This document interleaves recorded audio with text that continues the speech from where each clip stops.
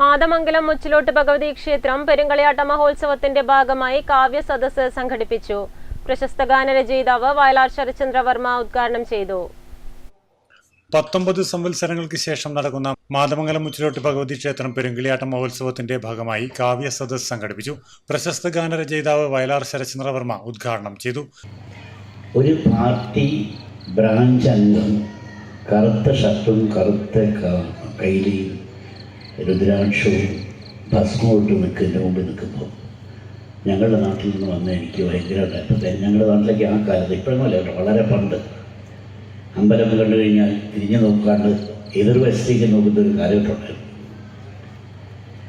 അത് ആ കാലഘട്ടത്തിൽ നിന്ന് ഞാൻ ഇങ്ങോട്ട് വരുമ്പോൾ ഈ മനുഷ്യൻ ഇങ്ങനെ നിൽക്കുകയാണ്. അപ്പം ഞാൻ ചോദിച്ചു, എന്താണ് സഖാവ് ഇങ്ങനെ? നമ്മൾക്ക് ഇതുവരെ ജീവിതത്തിൽ കണ്ടിട്ടില്ല ഒരു സഖാവ് ഇങ്ങനെ കറുത്ത കൈലിയും രുദ്രാക്ഷപ്പെട്ടു. അദ്ദേഹം ഒരു കഥ പറഞ്ഞു. എനിക്കത് കഥയല്ല പുള്ളിയുടെ അനുഭവം.